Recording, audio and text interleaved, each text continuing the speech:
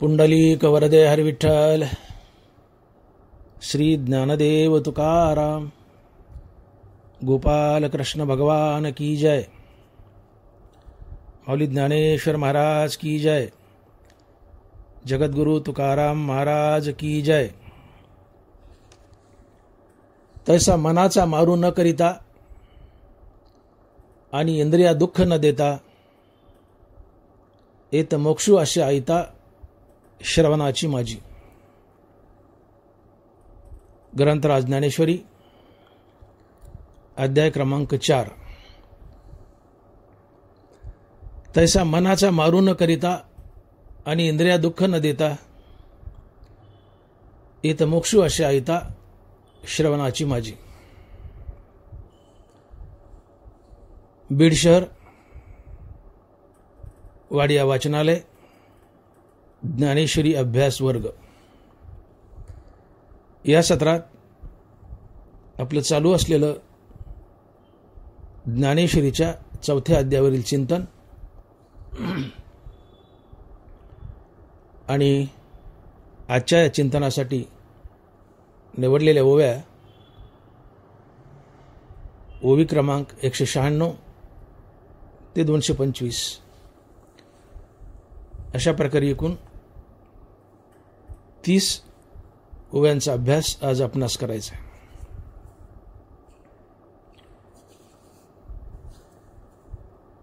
आजचं हे आपलं 4थ्या अध्यायावरील 9वं प्रवचन आहे आणि शेवटचं प्रवचन आहे. आणि या प्रवचनासाठी निवडलेली ओवी आहे, तैसा मनाचा मारू न करिता आणि इंद्रिया दुःख न देता इथं मोक्षू असे आयता श्रवणाची माझी.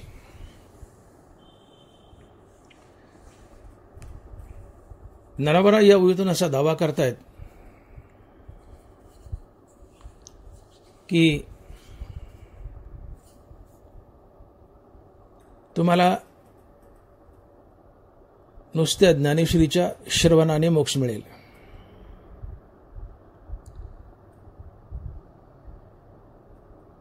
मोक्षासाठी तुम्हाला अवघड साधनं करायची गरज नाहीये. माऊली म्हणतायत, मोक्षासाठी कुठली अवघड साधनं करू नका. इतर अवघड साधनांमध्ये इंद्रियांना दुःख द्यावं लागतं, मनाचा कोंडमारा करावा लागतो.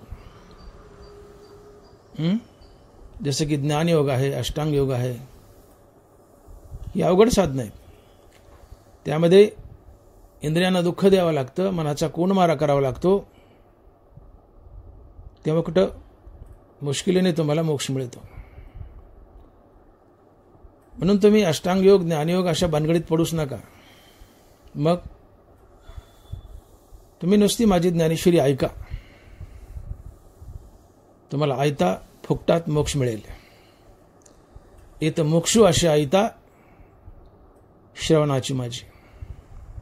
तैसा मनाचा मारू न करिता आणि इंद्रिया दुःख न देता इथं मोक्षू असे आयता श्रवणाची माझी. दानोबाराय म्हणतायत, तुम्ही नुसती ज्ञानेश्वरी ऐका, तुम्हाला आयता फुकटात मोक्ष मिळेल.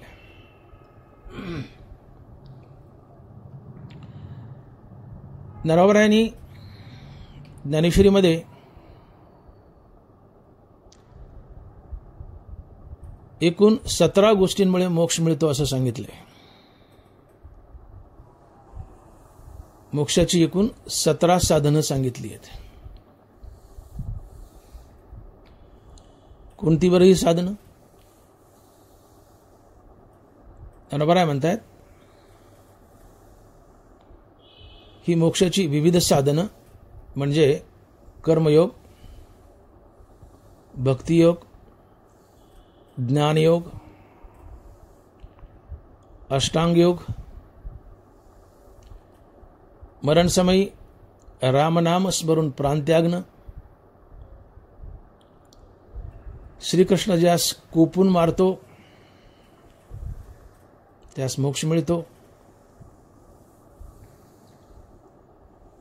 काशीला गंगेच्या डोहात उडी मारली तर मोक्ष मिळतो.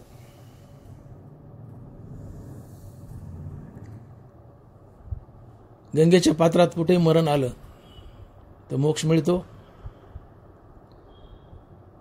हिमालय पर्वत चढलं, टॉपवर गेलं तर मोक्ष मिळतो. ज्ञानेश्वरी ऐकल्यानं मोक्ष मिळतो. ज्ञानेश्वरी सांगितल्यानं मोक्ष मिळतो. ज्ञानेश्वरी वाचल्यानं मोक्ष मिळतो. गीता ज्ञानेश्वरी कागदावर लिहून नुसती खिशात वागवली तरी मोक्ष मिळतो. गीता ज्ञानेश्वरी सांगणाऱ्या वक्त्यासोबत फिरलं तरी मोक्ष मिळतो.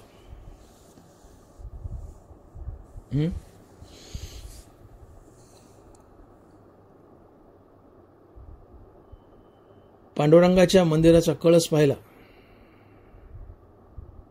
तरी मोक्ष मिळतो. परद्रव्य परणारीचा विटाळ धरला तरी मोक्ष मिळतो. पंढरीची नियमित वारी केली तरी मोक्ष मिळतो. अशी एकूण ज्ञानोबराय आणि तुकोबराय या दोन महासंतांनी मोक्षाची 17 साधनं सांगितली आहेत.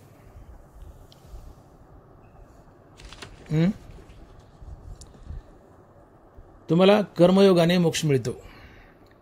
ज्ञानोबराय साक्ष देत आहेत. स्वकर्मे निष्कामता अनुसरले पार्था, ते कैवल्यपद तत्वता पातले जगी.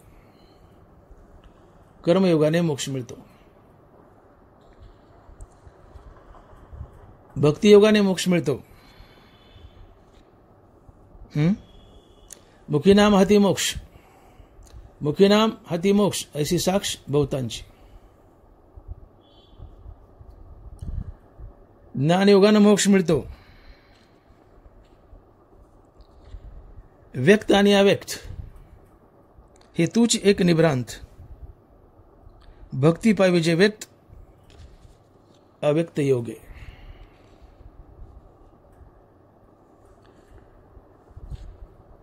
अष्टांग योगाने मोक्ष मिळतो.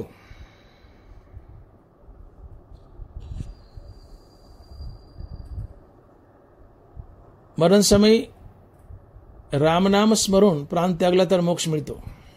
आणि मरणी जया जे आठवे तो तेची गती ते पावे, म्हणून सदा स्मरावे मातेची तो.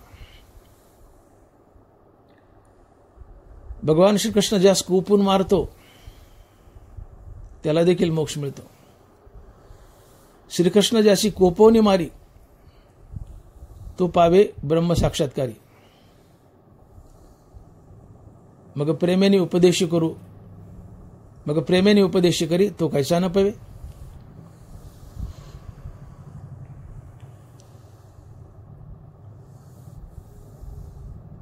काशीला गेलं आणि गंगेच्या ओढ्यात उडी मारली, जीव दिला तर मोक्ष मिळतो. मोक्ष देऊनी उदार काशी होय कीर, परी वेचावे लागे शरीर ती गावी.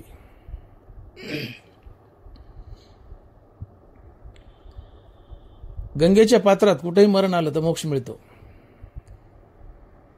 शुचित्वे शुची गांग होय आणि पापताप ही जाय, परी तेथे आहे बुडणे एक. हिमालय पर्वत चढला तरी मोक्ष मिळतो. टॉपवर गेल्यावर हिमवंतू दोषू खाय, परी जीविताची हानी होय.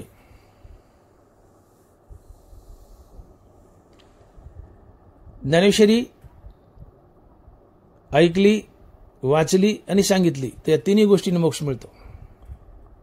ज्ञानोबराय लिहित आहेत, श्रवणे पाठे आर्थे गीता निधी मोक्ष आरोते, जैसा समर्थ दाता कमनाते नास्ती न मने.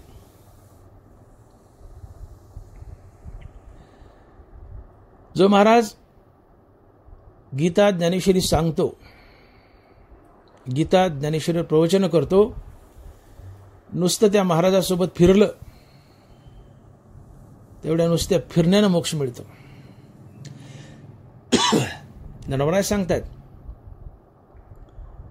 गीतेचा पाठू जो जाणे का तयाच्याने सांगातीपणे, गीता लिहून वाहने पुस्तक मिसे. अशा अशा मिसकटा संसाराच्या चोहोटा, गमादी घातली चोखटा मोक्ष सुखाची. गीता ज्ञानेश्वरीवर जो महाराज प्रवचन करतो, नुसतं त्याच्यासोबत फिरलं तरी मोक्ष मिळतो. गीता ज्ञानेश्वरी कागदावर लिहिली आणि पुस्तक म्हणून खिशात वागवली तर त्याने सुद्धा मोक्ष मिळतो. ज्ञानोबांनी मोक्ष अक्षरशः चव्हाट्यावर आणून मांडलाय. याला लुटा म्हणले. अशा अशा मिसकटा संसाराच्या चोहोटा, गवादी घातली चोखटा मोक्ष सुखाची. ज्ञानोबांनी अक्षरशः चव्हाट्यावर आणून मांडलाय मोक्ष. याला लुटा म्हणले. जो ज्ञानेश्वरी सांगतो त्या महाराजाच्या सोबत नुसतं फिरलं तरी मोक्ष मिळतो, याचा अर्थ काय होतो? ज्ञानोबांनी मोक्ष चव्हाट्यावर आणून मांडलाय. ज्ञानेश्वरी कागदावर लिहा आणि पुस्तकासारखी खिशात वागवा, एवढ्यानं मोक्ष मिळतो. ज्ञानोबांनी मोक्ष चव्हाट्यावर आणून मांडलाय. याला लुटा म्हणतायत, परंतु आम्ही अभागे या ज्ञानेश्वरीकडे डुंकून सुद्धा पाहत नाहीत. 16 वर्षाच्या ज्ञानोबांनी ज्ञानेश्वरी लिहिली. 16चा आकडा फिरवला, 61 झाला, तरी आम्ही ज्ञानेश्वरीला हात लावायला तयार नाहीत. अभागे आम्ही, कपाळ करंटे. ज्ञानोबा म्हणतात, मी मोक्ष चव्हाट्यावर आणून मांडला, याला लुटा.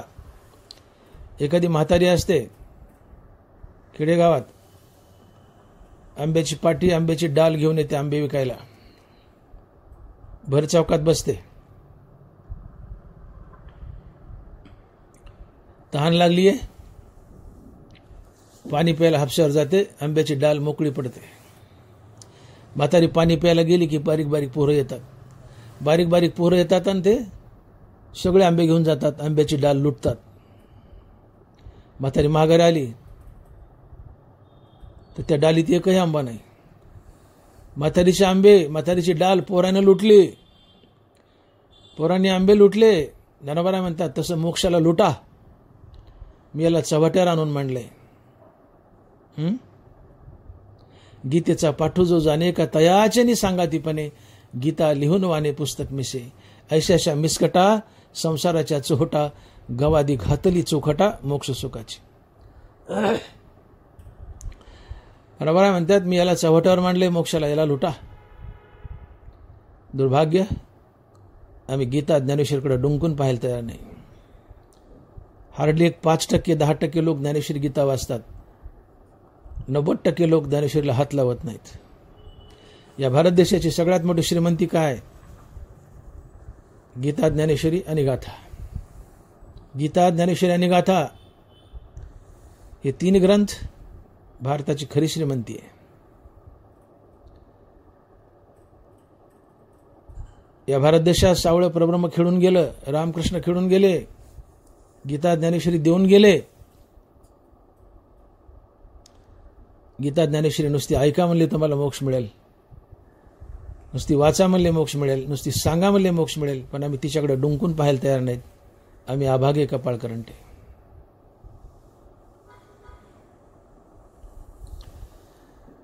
वैराग्य धारण करून पांडुरंगाच्या मंदिराचा नुसता कळस पाहिला तरी मोक्ष मिळतो. तुकोबाराय लिहित आहेत, तुका म्हणे मोक्ष देखील या कळस.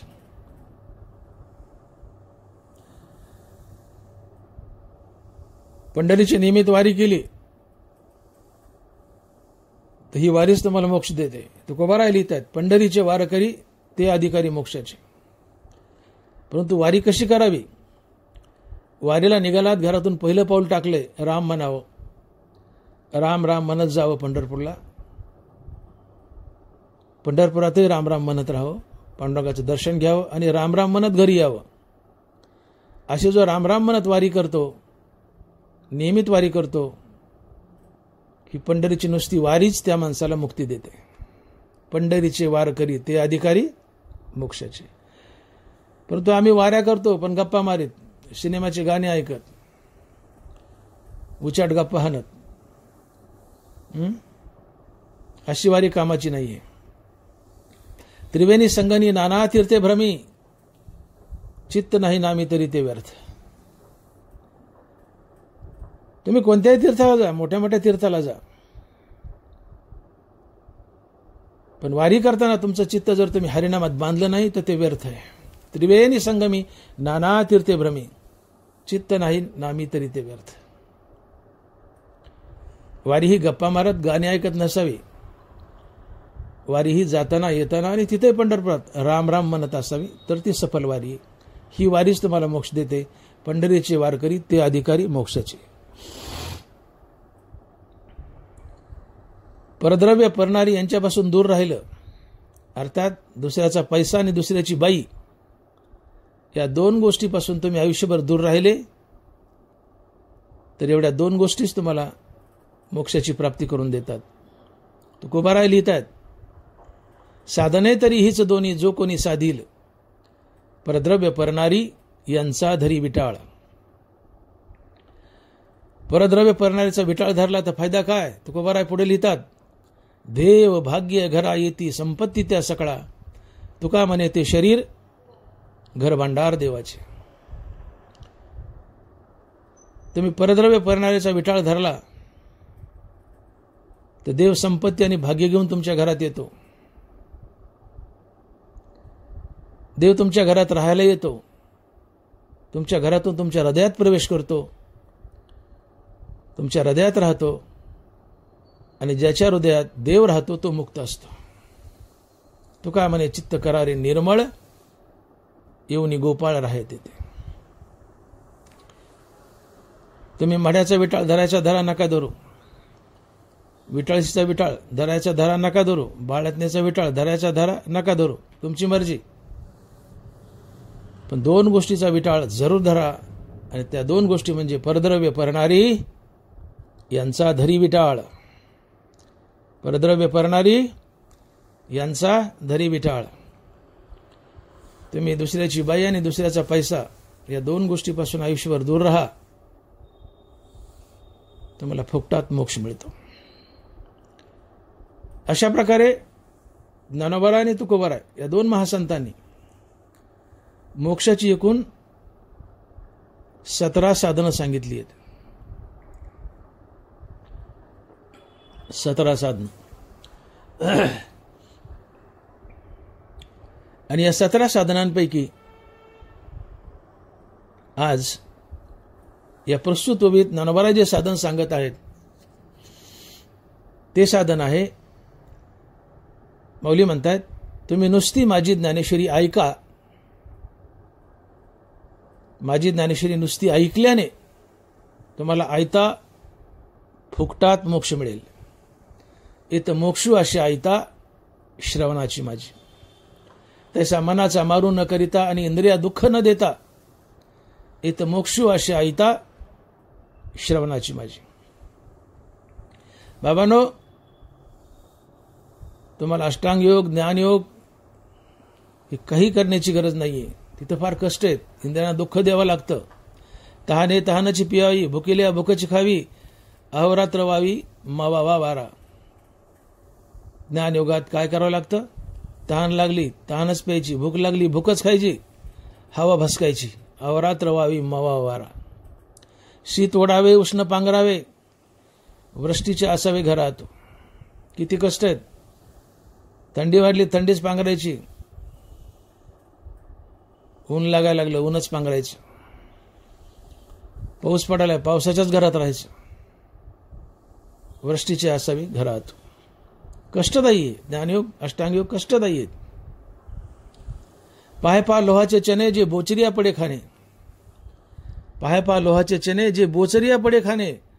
बोचऱ्या माणसाला तोंडात दात नाही अशा बोचऱ्या माणसाला हरभऱ्याचे चणे खायला दिलेत.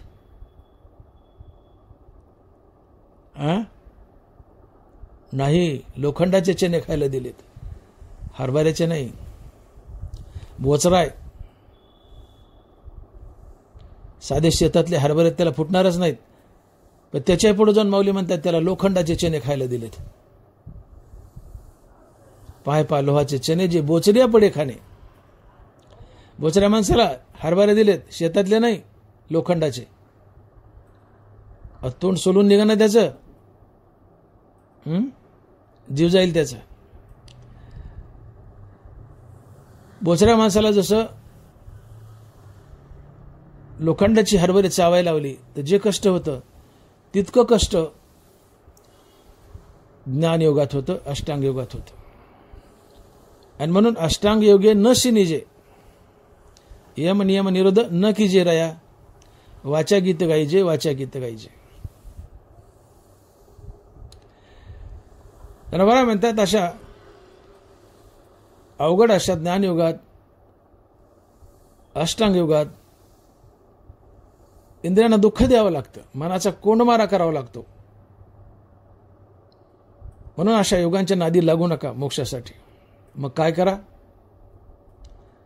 तुम्ही फक्त माझी ज्ञानेश्वरी ऐका. माझी ज्ञानेश्वरी ऐकल्याने तुम्हाला आयता फुकटात मोक्ष मिळेल, कुठलेही कष्ट न पडता. इथं मोक्षू अशी आयता श्रवणाची माझी.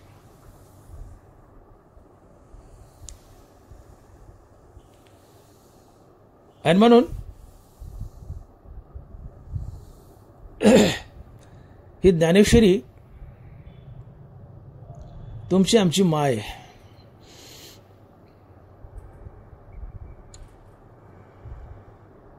माईला सगळे लेकरं सारखेच असतात.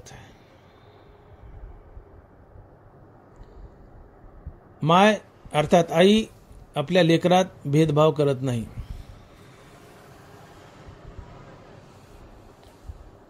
ज्ञानेश्वरी आमची माय. गीता निष्कपट माय, चुकुनी ताने हिंडे वाय, तया माय पुता भेटी होय, हा धर्म तुमचा. गीता निष्कपट माय. गीता ज्ञानेश्वरी आमची माय, आमची आई आहे. आईला सगळे लेकरं सारखे असतात. उदाहरणार्थ एखादी बाई आणि तिला 4 मुलं आहेत. त्यातले 2 मुलं शिकलेत आणि नोकरीला लागलेत. तर आई त्या शिकलेल्या नोकरीला लागलेल्या लेकरापेक्षा जे शिकले नाहीत आणि जे नोकरीला लागले नाहीत त्या लेकराची जास्त काळजी वाहते. ती नोकराला सारखं म्हणती, नोकरदार पोराला म्हणते, अरे यांच्याकडे लक्ष द्या रे, यांच्याकडे लक्ष द्या रे, यांचं कसं होईल. नवऱ्यालाही म्हणती, अहो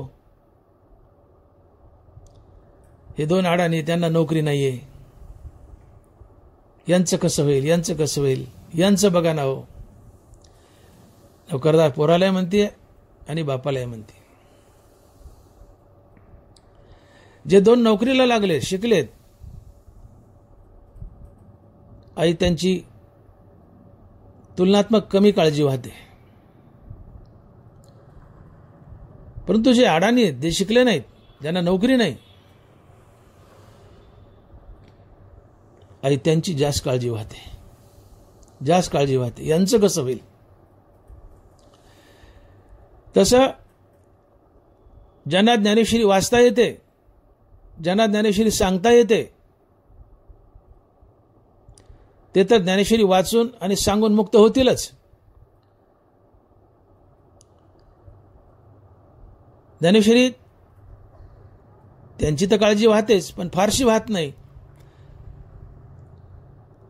मग ज्ञानेश्वरी त्यांची जास्त काळजी वाहते की ज्यांना वाचताच येत नाही. ज्यांना वाचता येते ते वाचतील, ज्यांना सांगता येते ते सांगतील, मुक्त होतील. पण ज्यांना वाचताच येत नाही त्यांचं काय.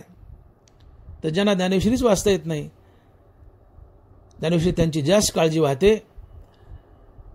आणि त्यांना म्हणते, बाबांनो तुम्हाला वाचता येत नाही, सांगता येत नाही, मग तुम्ही नुसतं या आणि बसा.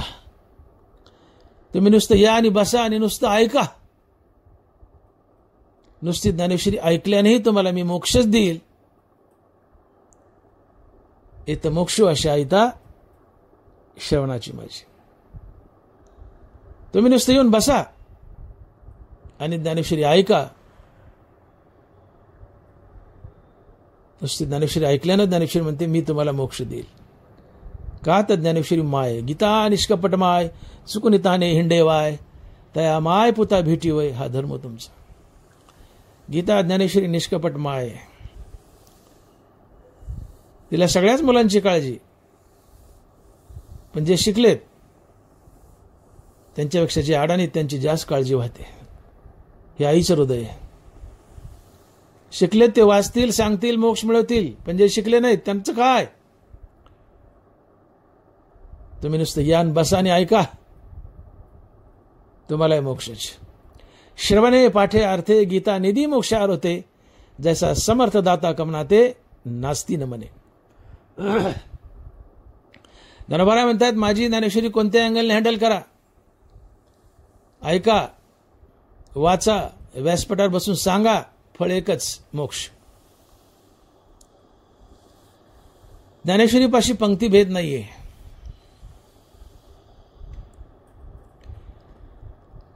आज मी व्यासपीठावर बसून ज्ञानेश्वरी सांगतोय. मला ज्ञानेश्वरी सांगता येते म्हणून मला काहीतरी विशेष मोठं फळ द्यावं, आणि ज्याला सांगता येत नाही, वाचता येत नाही, काहीच येत नाही, त्याला हलकं फळ द्यावं, असा ज्ञानेश्वरीपाशी पंक्तीभेद नाही. मी आज व्यासपीठावर बसून ज्ञानेश्वरी सांगतोय. जे फळ मला, तेच फळ जो माझ्या समोर बसून ज्ञानेश्वरी ऐकतोय, तेही फळ त्यालाच, आणि ते आहे मोक्ष. ज्ञानेश्वरीपाशी पंक्तीभेद नाही. ज्ञानेश्वरीच्या वक्त्याला जे फळ आहे तेच फळ ज्ञानेश्वरीच्या श्रोत्यालाही आहे, आणि ते आहे मोक्ष. तुम्ही ज्ञानेश्वरी वाचा, ऐका, सांगा, फळ एकच, मोक्ष. श्रवणे पाठे अर्थे गीता निधी मोक्षार होते, जैसा समर्थ दाता कवनाते नास्ती न मने. ज्ञानेश्वरीपाशी पंक्तीभेद नाहीये. तिला वाचा, ऐका, सांगा, फळ एकच, आणि ते हे मोक्ष. माणसाच्या जीवनात पंक्तीभेद नसावा. नामदेव महाराज म्हणतात पंक्तीभेदकाची मरती पोरे, किंवा तिचा पती मरे बाळपणी. नीट ऐका, पंक्तीभेदकाची मरती पोरे किंवा तिचा पती मरे बाळपणी. श्री संत नामदेव महाराज. कुठंच पंक्तीभेद नसावा. घरात जी बाई पंक्तीभेद करते, घरात जी बाई पंक्तीभेद करते, एकाला चांगलं वाढते, एकाला वांगलं वाढते. नामदेव महाराज म्हणतात बाई तुला शिक्षा मिळेल. पंक्तीभेदकाची मरती पोरे किंवा तिचा पती मरे बाळपणी. एवढी मोठी शिक्षा आहे. बायकोनं घरात पंक्तीभेद करू नका. समर्थाच्या पंक्ती भोजने, समर्थाच्या पंक्ती भोजने, तळिल्या वरिल्या एकची पक्वान्ने. जो समर्थ आहे, जो ज्ञानी आहे, जो संत आहे, त्याच्यापाशी पंक्तीभेद नसतो. माडीवर बसलेल्याला पक्वान्न, खाली तळघरात बसलेत त्यांना चटणी भाकर, असं नाही. माडीवर बुंदी तर खाली बुंदीच. समर्थाच्या पंक्ती भोजने, तळिल्या वरिल्या एकची पक्वान्ने.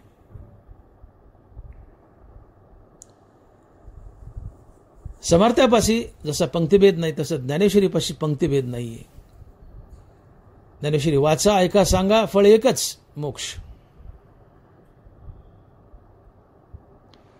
आज तुम्ही नारळी सप्ताहात बघा, गावगाव नारळी सप्ताह होत आहेत. सप्ताहामध्ये ऐकायला आलेली जी मंडळी असते, बिचारे गोरगरीब असतात. हे महाराज लोक त्यांना काय खायला देतात? हे सप्ताहाचे आयोजक, संयोजक. महाराज म्हणजे आयोजक, संयोजक.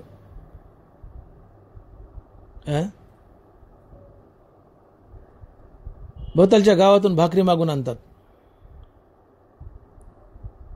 आणि काही तिथं वेडी वाकडीची भाजी करत असतील, ती भाजी आणि भाकरी देतात. ऐकायला आलेत त्यांना भाजी भाकरी, त्या भाकरी गावातून मागून आणल्या दुसऱ्या. आणि तिथं कीर्तनकार आला तर त्याची बसायची स्वतंत्र व्यवस्था, त्याला खायला 5 पक्वान्न, सोबत पंक्तीला टाळकरी, त्यांनाही 5 पक्वान्न. हा पंक्तिभेद आहे, हा पंक्तिभेद आहे. नामदेव महाराज म्हणतात पंक्तिभेद करू नका. तुम्ही श्रोत्यांना जर भाजी भाकर देतायत, मागून आणलेल्या भाकरी देतायत, तर कीर्तनकाराला ती मागून आणलेली भाकरच खाऊ घाला. त्याच्यासाठी पक्वान्न करू नका. पंक्तिभेदकाची मरती पोरे किंवा तिचा पती मरे बाळपणी, हे नामदेव महाराजचं प्रमाण लक्षात ठेवा. कीर्तनकाराला एक खाऊ घालायचं, टाळकऱ्याला एक खाऊ घालायचं. कीर्तनकार आणि टाळकरी यांचे लाड करायचे, त्यांना पक्वान्न खाऊ घालायचं आणि श्रोत्यांना भाकरी मागून आणलेल्या. हा पंक्तिभेद आहे, दोष आहे. तुमच्यापाशी पंक्तिभेद आहे, ज्ञानेश्वरीपाशी पंक्तिभेद नाही. ज्ञानेश्वरी सगळ्यांना सारखं लेखते. तुम्हाला ज्ञानेश्वरी वाचता येते, ज्ञानेश्वरी म्हणते वाचा. तुम्हाला सांगता येते, ज्ञानेश्वरी म्हणते सांगा. पण लक्षात ठेवा, तुम्हाला जे फळ आहे तेच फळ ऐकणाऱ्याला मी देईल. मी भेद करणार नाही, मी पंक्तिभेद करणार नाही. वाचणारा सांगणारा मोक्ष, तोच मोक्ष ऐकणारालाही. इथं मोक्षू अशा ऐता श्रवणाची माझी. इथं मोक्षू अशा ऐता श्रवणाची माझी. आणि म्हणून श्रवणे पाठे आर्थे गीता निधी मोक्ष आरोते, जैसा समर्थ दाता कमनाते नास्ती न म्हणे. ज्ञानेश्वरला कोणत्याही अँगल हँडल करा, वाचा, ऐका, सांगा, ती सगळ्यांना सारखंच फळ देते आणि ते आहे मोक्ष. मोक्षाच्या अलीकडचे देऊ शकते, पण त्याला हात घालत नाही. ते फडतूस सोडून देते. संसारिक वस्तू ती डायरेक्ट मोक्षालाच हात घालते. तिला वाचा, ऐका, सांगा, ती मोक्षच देते. ज्ञानेश्वरीचा उपकार आहे आमच्यावर. आणि म्हणून ज्ञानोबा म्हणतात, बाबा तुला ज्ञानेश्वरी वाचता येत नाही, सांगता येत नाही, शिकलेलं नाही ना, घाबरू नको. तू ये आणि बस, नुसती ऐक. नुसते ऐकल्यानं तुला मी मोक्ष देईल. इथं मोक्ष अशी ऐता श्रवणाची माझी. श्रवणाची मिसे बैसाई येऊनी साम्राज्य भुवनी सुखी नांदे. तो खूप बरा आहे. श्रवणाचे मिसे बैसावे येऊनी साम्राज्य भुवनी सुखी नांदे. ऐकण्याच्या निमित्ताने येऊन बसा आणि ब्रह्म साम्राज्य प्राप्त करून घ्या, मोक्ष प्राप्त करून घ्या. मने काया वाचा जो सेवको होईल याचा, मने काया वाचा जो सेवको होईल याचा, तो स्वानंद साम्राज्याचा चक्रवर्ती करी. माझी ज्ञानेश्वरी काया वाचा मनानं अतिश्रद्धेनं वाचा, सांगा, ऐका, फळ एकच मोक्ष. मने काया वाचा जो सेवको होईल याचा, तो स्वानंद साम्राज्याचा चक्रवर्ती करेल. माझ्या ज्ञानेश्वरीचे सेवक व्हा. श्रद्धेने वाचा, श्रद्धेने सांगा. नाही सांगतायत, नुसतं श्रद्धेने ऐका. माझी ज्ञानेश्वरी तुम्हाला मुक्तीच देईल, मुक्तीच देईल. श्रवणे पाठे अर्थे गीता नेदी मोक्षार होते, जैसा समर्थ दाता कवनाते नास्ती न म्हणे. हा ज्ञानेश्वरीचा मोठेपणा आहे. ज्ञानेश्वरीपाशी पंक्तिभेद नाहीये.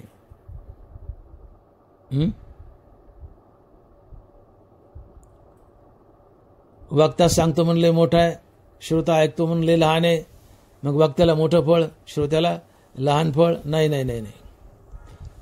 ज्ञानेश्वरीच्या वक्त्याला जे फळ तेच ज्ञानेश्वरीच्या श्रोत्यालाही फळ. ज्ञानेश्वरीपाशी पंक्तिभेद नाही आणि ती फळ आहे मोक्ष. दोघालाही मोक्ष. सांगतो त्यालाही मोक्ष, ऐकतो त्यालाही मोक्ष. आणि मग ज्ञानोबांनी मोक्ष अतिशय सोपा केला आहे. माऊली लिहित आहेत, जरी मंत्रेची वैदी मरे तरी वायाची का बांधावी कटारे, रोग जाय दूध साखरे तरी निंब का पियावा. वैरी आहे, तुम्ही काही मंत्र म्हणले आणि तो मरत असेल पटकन, तर तलवार घेऊन धावून त्याला मारायची काय गरज आहे? कट्याऱ्या तलवारी कमराला वागवायची गरज काय? मंत्राने मरतो ना, मंत्रानेच मारा.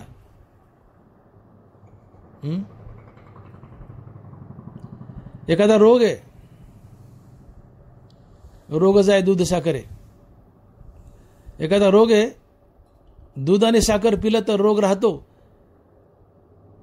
तर कडुलिंबाचा पाला प्यायची काय गरज आहे? माझी नुसती ज्ञानेश्वरी ऐकली तर मोक्ष आहे, तर मग ज्ञानयोग आणि अष्टांगयोग ह्या अवघड गोष्टी करायची गरज काय आहे? आणि म्हणून ज्ञानयोग अष्टांगयोग अशा अवघड भानगडीत पडू नका. नुसतं या बसा आणि माझी ज्ञानेश्वरी ऐका, तुम्हाला आयता फुकटात मोक्ष मिळेल. आणि म्हणून येत मोक्ष असे आयता श्रवणाची माझी.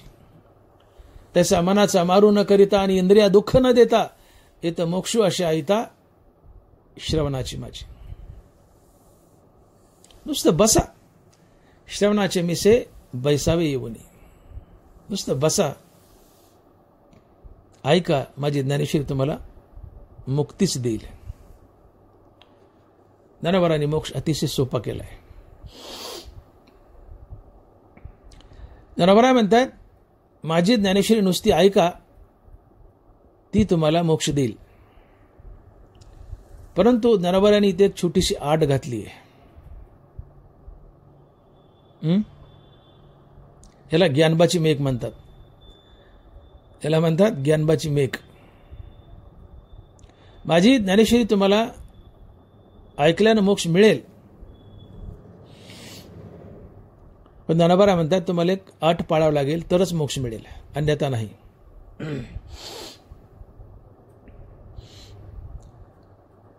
माझी ज्ञानेश्वरी तुम्हाला अनिंदक होऊन ऐकावी लागेल.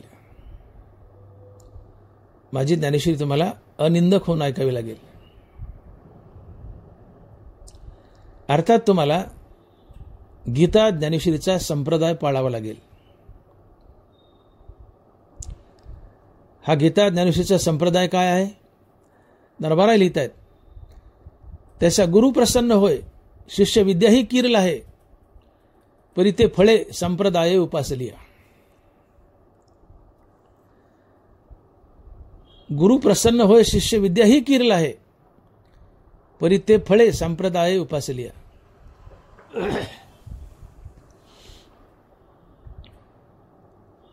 गीतेचा संप्रदाय पाळला तरच गीता मोक्षरूपाने फलद्रूप होते, अन्यथा नाही. हा संप्रदाय काय? तर गीता ज्ञानेश्वरीचा संप्रदाय आहे. गीता ज्ञानेश्वरी ऐकताना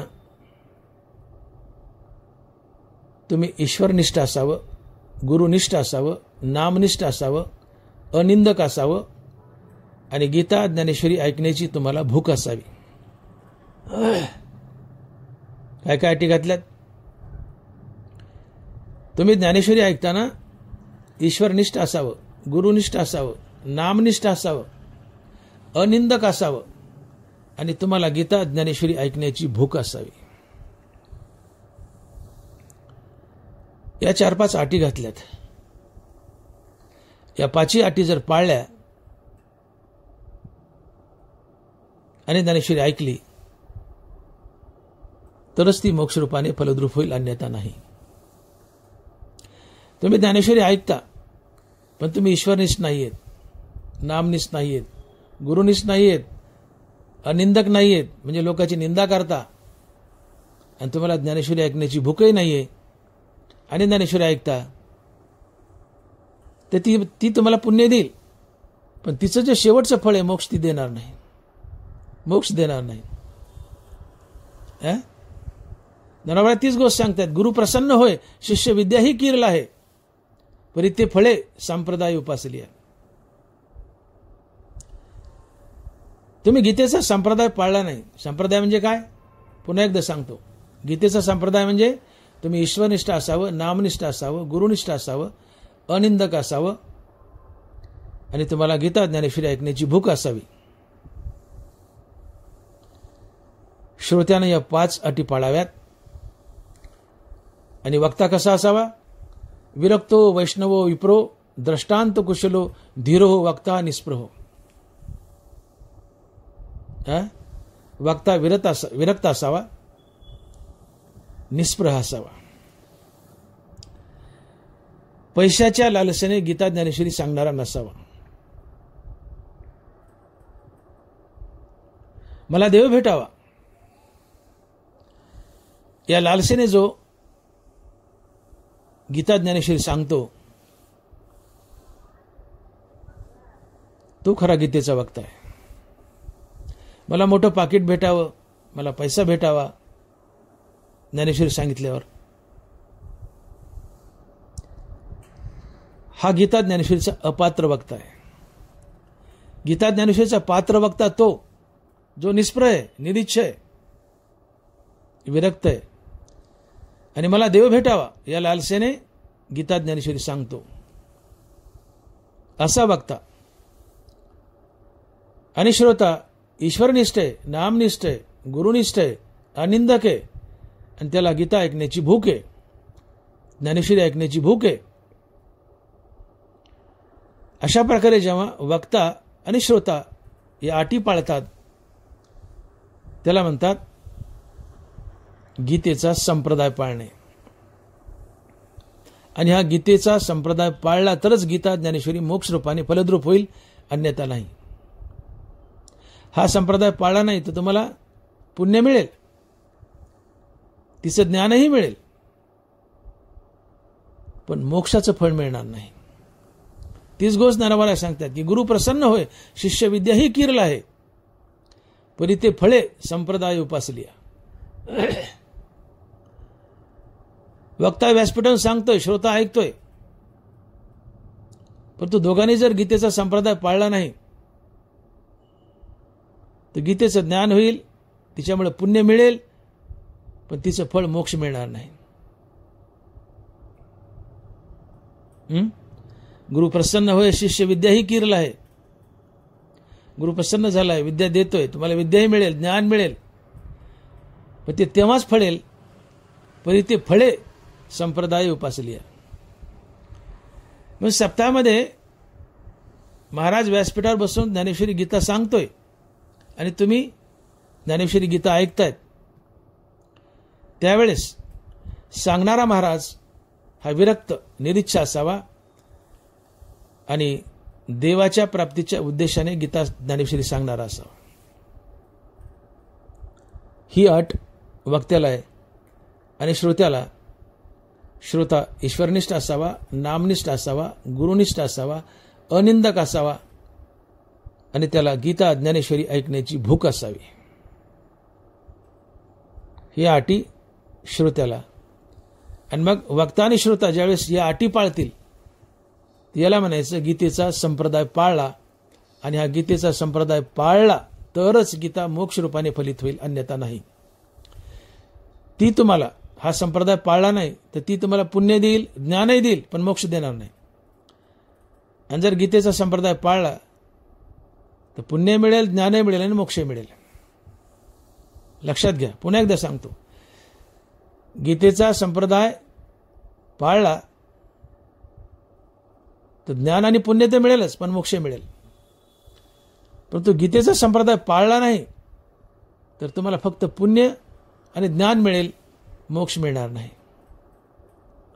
मोक्ष मिळण्यासाठी गीतेचा संप्रदाय पाळावाच लागतो. आणि मग ज्ञानवार एक सुंदर उदाहरण देत आहेत, माऊली लिहित आहेत, गाय धड जोडे गोमटी ते तैची पिओ ये किरीटी, जे जाणी जे हातवटी सांजवणीची. गाय धड जोड गोमटी, तुमच्याविषयी सुंदर गाय, दुधाडवी, भरपूर दूध देणारी, परंतु तिचं दूध तेव्हाच प्यायला मिळतं ज्यावेळेस तुम्हाला तिची धार काढण्याची कला अवगत आहे. गाय धड जोडे गोमटी तर तेची पिओए किरीटी जे जाणीची हातवटी सांजवणीची. दुधाळ गाय, भरपूर दूध देणारी गाय, परंतु तुम्हाला तिची धार काढता आली तरच दूध प्यायला मिळेल. तसं गीता ज्ञानेश्वरी ऐकलीये, परंतु ती मोक्ष रूपानं तेव्हाच फलद्रूप होईल जेव्हा तुम्ही तिचा संप्रदाय पाळाल, अन्यथा नाही. संप्रदाय नाही पाळला ज्ञान पुण्य मिळेल पण मोक्ष मिळणार नाही. संप्रदाय पाळला तर ज्ञान पुण्य हे मिळून मोक्षही मिळेल. आणि म्हणून लक्षात ठेवा, कधीही गीता ज्ञानेश्वरी ऐकताना अनिंदक होऊन गीता ज्ञानेश्वरी ऐका. आपल्या मुखानं कुणाचीही निंदा करू नका. नरवारा लिहित आहेत, श्रवण इच्छेचा पुडा दारवंटा सदा उघडा, वरी कलशू चोखडा अनिंद रत्नाचा. ज्ञानेश्वरी ऐकण्यासाठी कान सदैव उघडे ठेवा, परंतु अनिंदक होऊन ज्ञानेश्वरी ऐका. वरी कलशू चोखडा अनिंद रत्नाचा. कारण तुम्ही कुणाचीही निंदा केली तर भगवान म्हणतायत ती माझीच निंदा आहे. जो माझी याची का निंदा माझीच करी. जो माझी याची का निंदा माझीच करी. जगतात तुम्ही कुणाचीही निंदा केली तर ती पांडुरंगाचीच निंदा आहे. का आता जगातील प्रत्येक वस्तू म्हणजे पांडुरंगानं धरलेलं सोंग आहे. धरिली सोंगे येणे अवघी पांडुरंगे. जगातील प्रत्येक वस्तू म्हणजे पांडुरंगानं धरलेलं सोंग आहे. हे समस्त ही श्री वासुदेव विठ्ठल जळी स्थळी भरला, रिता ठाव नाही उरला. जे जे दृष्टी दिसे ते ते हरिरूप. इथं जगत नाहीच आहे. जगातील प्रत्येक सजीव निर्जीव वस्तू म्हणजे पांडुरंग आहे. धरिली सोंगे येणे अवघी पांडुरंगे. जगातली प्रत्येक वस्तू म्हणजे पांडुरंगानं धरलेले सोंगे. मग तुम्ही कुणाची निंदा केली तर पांडुरंगाचीच निंदा केली, तुम्हाला पाप लागतं. का येती निंदकापाशी अश्यशी पापे. आशा जशी दुःखाते व्याली निंदा दुरीते.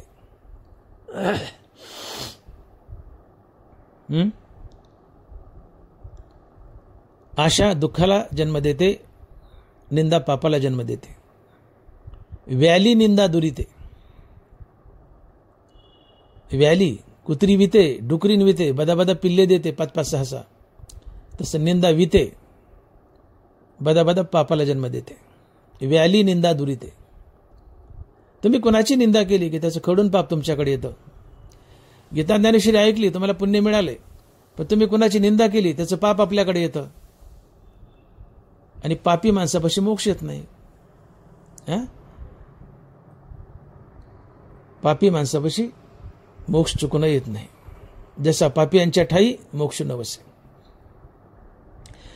तुम्ही गीता ज्ञानेश्वरी ऐकली, पुण्य मिळाले,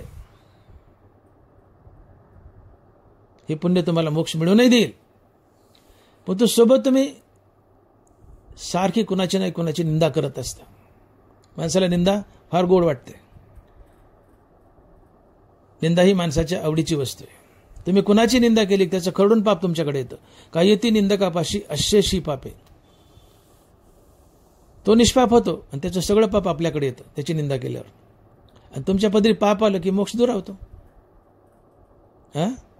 जसा पापियांच्या ठाई मोक्ष न वसे. पापी माणसापाशी मोक्ष संत आणि देव चुकून येत नाही. मोक्ष संत आणि देव येतात ते पुण्यवानापाशी. तुम्ही ज्ञानेश्वरी ऐकून पुण्य मिळवले, पण निंदा करून पाप मिळवले, मोक्ष दुरावला. आणि म्हणून दरबारा आठ घालतायत की माझी ज्ञानेश्वरी मोक्ष मिळवून देईल, परंतु एक आठ पाळा. काय? तुम्ही अनिंदक होऊन माझी ज्ञानेश्वरी ऐका, ती तुम्हाला मोक्ष मिळवून देईल. अनिंदक होऊन ज्ञानेश्वरी ऐका, तुम्हाला मोक्ष देईल. आणि त्यासोबत तुम्ही नामनिष्ठ असा, भगवंताच्या नामाचा जाप करा, नामनिष्ठ असा, ईश्वरनिष्ठ असा, गुरुनिष्ठ असा, आणि तुम्हाला माझी ज्ञानेश्वरी ऐकण्याची भूक असावी. बळच नेले कथेत बसवले असं नको. स्वेच्छेने आनंदाने येऊन ज्ञानेश्वरी ऐकायला बसा. ज्ञानेश्वरी ऐकण्याची भूक असावी.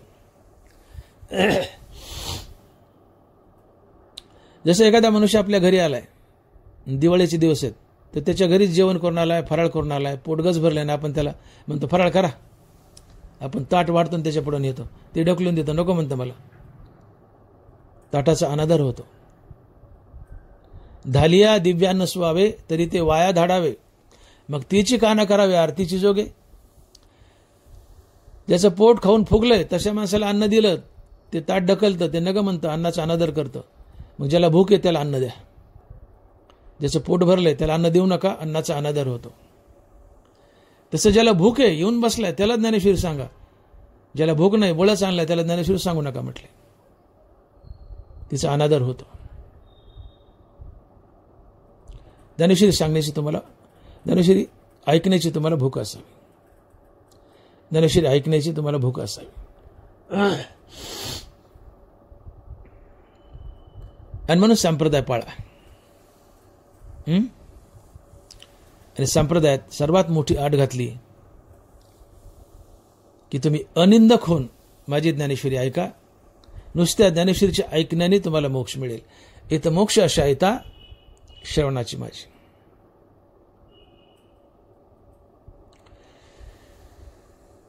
तुम्ही अनिंदक होऊन जर ज्ञानेश्वरी ऐकली तर तुम्हाला मोक्ष मिळण्यासाठी काय काय घडामोडी होतात ज्ञानोबा लिहित आहेत, माऊली लिहित आहेत. आणि सर्व मार्गी निंदा आस्था सांडोनी पै सुद्धा गीता श्रवणी श्रद्धा उभारी जो. काय म्हणतात माऊली?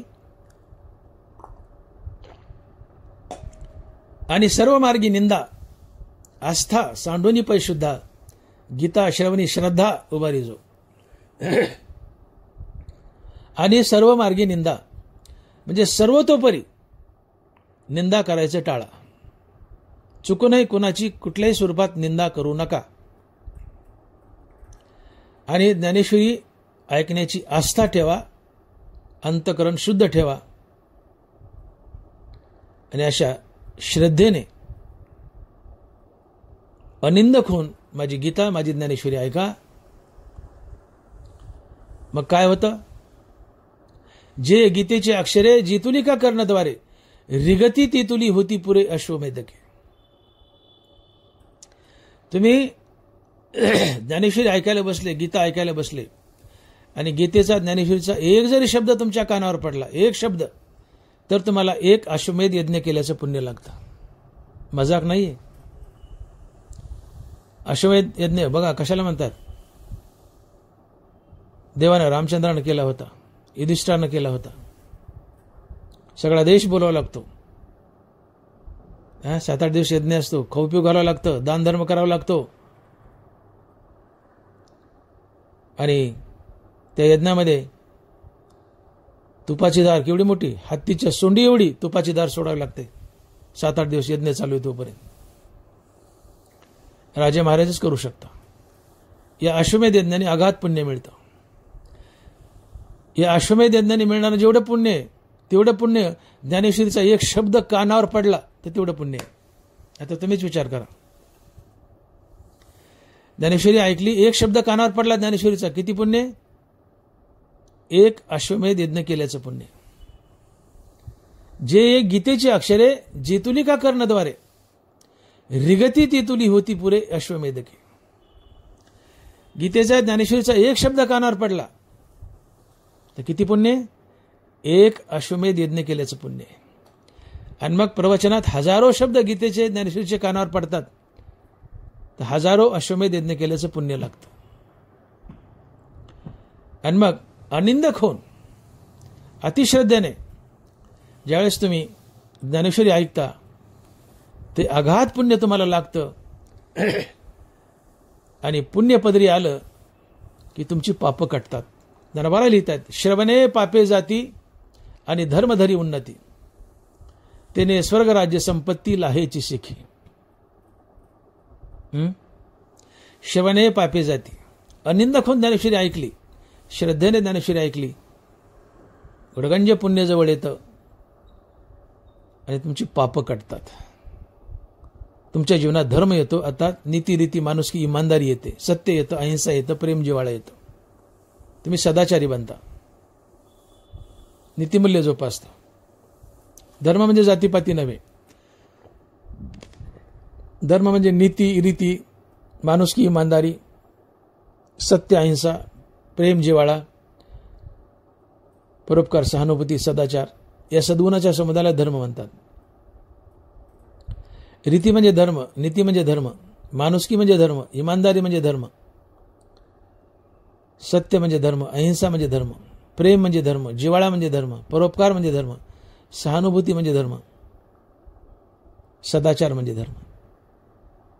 हा सद्गुणाचा समुदाय म्हणजे धर्म. तुकोबारा सत्याला धर्म म्हणतात. सत्य तोची धर्म, असत्य ते कर्म. मुखांना देवाचं सातत्याने नाम घेणं हाच मुख्य धर्म आहे. मुख्य धर्म देवचित्ती, आदी अवसान अंती. नीती, रीती, माणुसकी, इमानदारी, सत्य, अहिंसा, प्रेम, जिव्हाळा, परोपकार, सहानुभूती, सदाचार या सद्गुणाच्या समुदायाला धर्म म्हणतात. मग ज्ञानेश्वरी अनिंदक होऊन ऐकली. गडगंज पुण्यपदरी आलो, पाप कटली, तुमच्या जीवनात धर्म आला म्हणजे नीतिमूल्य आले, नीती, माणुसकी, इमानदारी आलं, सत्य, अहिंसा, प्रेम, जिव्हाळा आलं, सद्गुण आले. आणि मग या सद्गुणामुळं तुम्हाला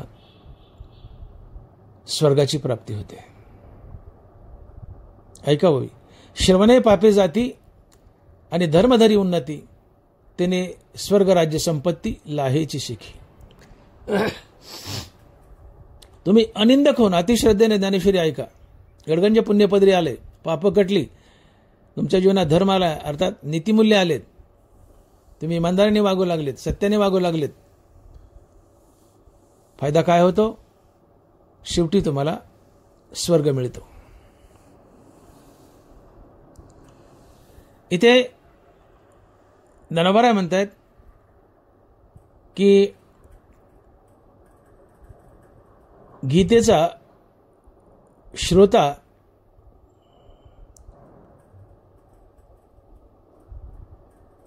ज्यावेळेस भगवंताच्या दिशेने मोक्ष मिळण्यासाठी निघतो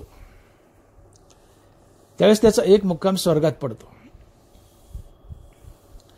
स्वर्गातले ते दिवे भोगतो आणि हे भोग भोगून कंटाळा आला की मग पांडुरंगाला हाक मारतो, देवा या भोगाचा मला कंटाळा आला, म्हणले नको मला हे भोग, मला तू हवाय. तो पांडुरंगाला हाक मारतो, पांडुरंग त्याला अलगद उचलतो आणि आपल्या वैकुंठात नेतो, मुक्ती देतो. गीता ज्ञानेश्वरीच्या श्रोत्याला डायरेक्ट मोक्ष मिळत नाही, त्याचा एक मुक्काम स्वर्गात पडतो आणि स्वर्गातले भोग भोगून कंटाळा आला की तो पांडुरंगाला हाक मारतो आणि मग त्याला मुक्ती मिळते. बरं काय बिघडलं?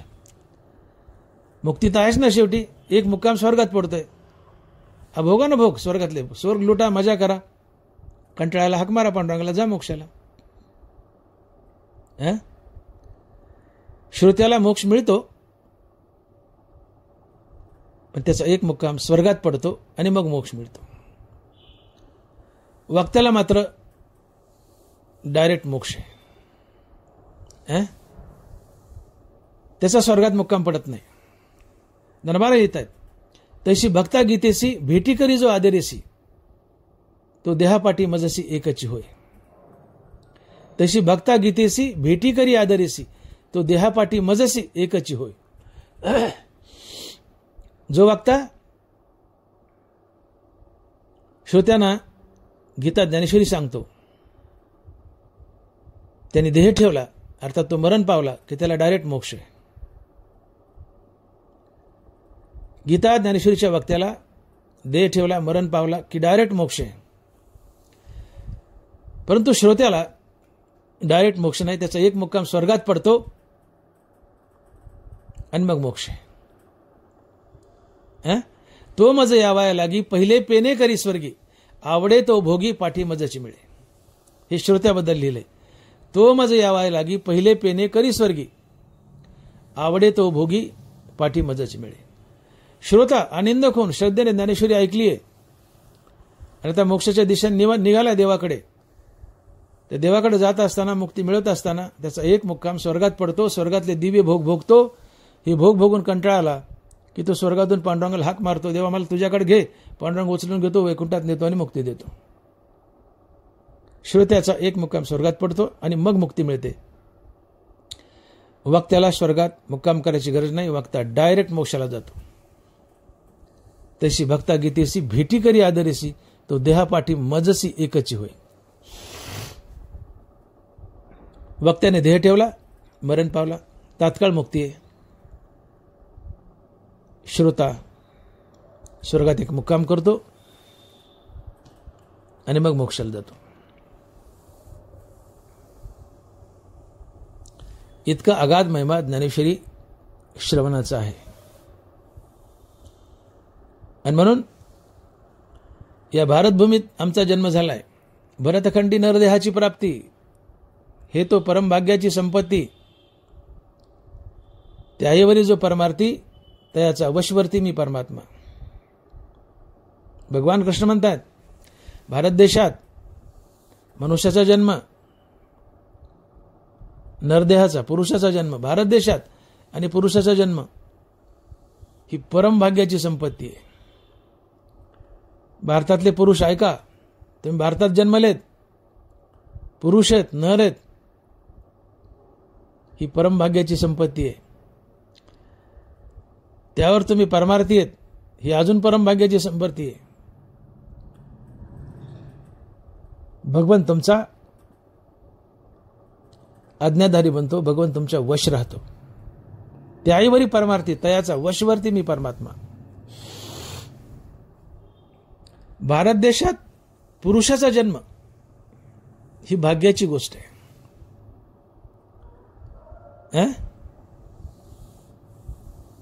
भारत देशात पुरुषाचा जन्म मिळायला नशीब लागतं. भरतखंडी नरदेहाची प्राप्ती हे तो परमभाग्याची संपत्ती. भारत देशात आणि पुरुषाचा जन्म परमभाग्य. आणि तो पुरुष जर परमार्थिक असेल मग ते अजून डबल परम भाग्य. का? तर देव त्याचा आज्ञाधारक बनतो, देव त्याच्या वश होतो. आणि म्हणून हे भारतीयानो, हे आता जी मी बोललो हे कृष्ण बोलतायत. भरतखंडी नरदेहाची प्राप्ती हे तो परमभाग्याची संपत्ती. त्याऐवरी जो परमार्थी तयाचा वशवर्ती मी परमात्मा हे कृष्ण बोलतायत श्रीमद भागवतात. तुम्ही भारत देशात जन्मलेत, पुरुष आहात, भाग्यवान आहात, परम भाग्यवान आहात. त्या मनुष्य देहाचं चीज करा, सोनं करून घ्या. कसं? तर या आणि अनिंदक होऊन नुसती गीता ज्ञानेश्वरी ऐका, तुम्हाला मुक्ती मिळेल आणि देवही तुमच्या वश होईल, तुमचा आज्ञाधारक होईल. इतकं मोठं महत्व ज्ञानेश्वरीच्या श्रवणाला आहे. ज्ञानेश्वरी तुम्हाला मुक्तीच देते. वाचा, ऐका, सांगा. श्रवणे पाठे अर्थे गीता नेदी मोक्षार होते, जैसा समर्थदाता कमनाते नास्ती न म्हणे. ज्ञानेश्वरीला वाचा, ऐका, सांगा, ती मुक्तीच देते. फक्त एक आट घातली, अनिंदक होऊन ज्ञानेश्वरी ऐका. अनिंदक होऊन अतिश्रद्धेने ज्ञानेश्वरी ऐका.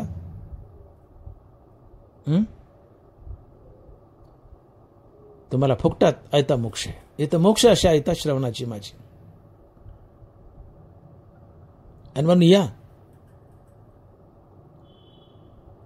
नुसतं ऐकण्यात काही कष्ट नाहीये. नुसतं येऊन बसायचंय, अनिंदक होऊन ज्ञानेश्वरी ऐकायची. वक्त्याला तरी अभ्यास करावा लागतो, पाठांतर करावं लागतं, चिंतन करावं लागतं, घोकावं लागतं, व्यासपीठावर सांगावं लागतं, दबाव असतो, टेन्शन असतंय. वक्त्याचं काम अवघड आहे. 10,000 एखादा वक्ता असतो. वक्ता हा 10 सहस्रेश. वक्ता बनणं अवघड आहे. पण श्रोता बनायला काय लागतंय? फक्त अनिंदक व्हायचंय आणि श्रद्धेने ज्ञानेश्वरी ऐकायची. अनिंदक होऊन श्रद्धेने ज्ञानेश्वरी ऐकली. नुसत्या ज्ञानेश्वरीच्या ऐकण्याने फुकटात ऐता मोक्ष. इथं मोक्ष अशा ऐता श्रवणाची माझी. म्हणून मला वाटतं तुम्ही सावध व्हावं. नुसते भारतीय नाही, जगातील सगळ्या माणसांना सावध व्हावं आणि अनिंदक होऊन अतिश्रद्धेने गीता ज्ञानेश्वरी ऐकावी. तुम्हाला फुकटात मोक्ष आहे. करून घेता आलं तर कल्याण करा, अन्यथा तुमची मर्जी आहे.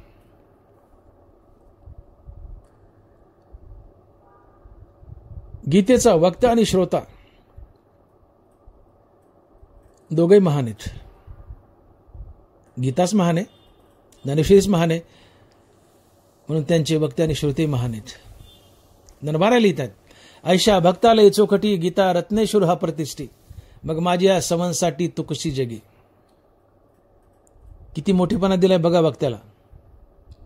माऊली लिहितात, ऐशा भक्तालय चौकटी गीता रत्नेश्वर हा प्रतिष्ठी, मग माझ्या या सवनसाठी तू कशी जगी. ऐशा भक्तालय चौकटी, जो चौकट भक्त आहे. चौकट भक्त म्हणजे कोण? जो ईश्वरनिष्ठ आहे, नामनिष्ठ आहे, गुरुनिष्ठ आहे, अनिंदक आहे, ज्याला गीता ज्ञानेश्वरी ऐकण्याची भूक आहे, अशा श्रोत्याला चौकट श्रोता म्हणतात, चौकट भक्त म्हणतात. अशा चौकट भक्ताला जो वक्ता माझी गीता ज्ञानेश्वरी सांगतो, त्याचा महिमा किती म्हणले त्या वक्त्याचा,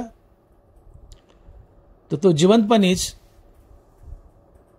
परब्रह्माबरोबर तुकल्या जातो. अशा भक्तालय चौकटी गीता रत्नेश्वर हा प्रतिष्ठी, मग माझ्या सवनसाठी तू कशी जगी. बघा काय मोठेपणा आहे वक्त्याचा. गीता ज्ञानेश्वरीचा वक्ता जिवंतपणीच पांडुरंगाबरोबर तुकल्या जातो. एका पारड्यात पांडुरंग घालायचा आणि एका पारड्यात गीता ज्ञानेश्वरीचा वक्ता घालायचा. दोघांचे पारड समान, काटा सेंटरला. जसं रामेश्वर भट्ट म्हणाले की तुकिता तुलनेशी ब्रह्म तुकाशी आले, म्हणून रामेश्वरी चरणी मस्तक ठेविले. एका पाड्यात परब्रह्म अर्थात राम घालायचा आणि दुसऱ्या पाड्यात तुकोबराय घालायची. दोघांची पारडे समान, काटा सेंटरला. जिवंतपणे तुकोबराय परब्रह्माबरोबर तुकल्या गेले, रामाबरोबर तुकल्या गेले. तसं गीता ज्ञानेश्वरीचा वक्ता जिवंतपणीच रामाबरोबर, पांडुरंगाबरोबर, परब्रह्माबरोबर तुकल्या जातो, परब्रह्मावर तुकल्या जातो. काय महत्व आहे बघा.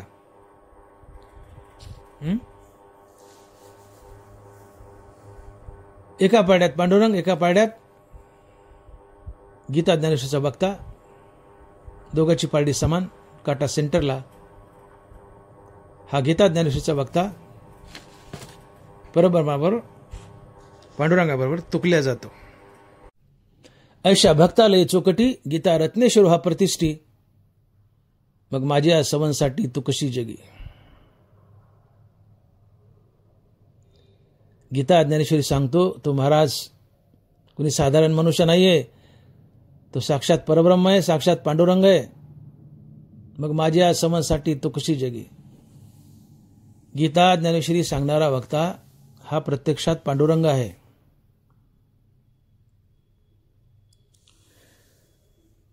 एकदा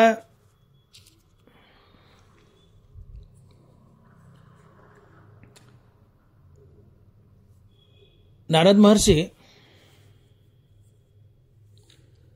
वैकुंठात भगवंताला भेटायला गेले.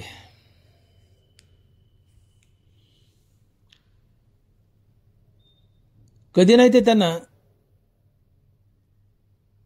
भगवान विष्णूच्या महाद्वारात एक रजिस्टर ठेवलेलं दिसलं.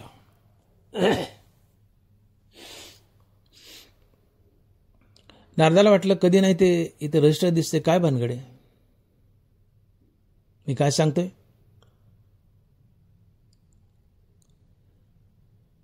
गीता ज्ञानेश्वरीचा वक्ता किती महान आहे, किती मोठा आहे, याबद्दल मी दृष्टांत सांगतोय. नारद महर्षी वैकुंठात भगवंताच्या दरबारात गेले. जाताना महाद्वारात एक त्यांना रजिस्टर दिसलं. नारद गेले आणि कुतूहलाने ते रजिस्टर उघडलं आणि पाहतात तर त्यात भक्तांची यादी आहे. आणि त्या यादीमध्ये नंबर 1 ला नारदाचं नाव आणि सगळ्यात शेवटी मारुतीरायाचं नाव.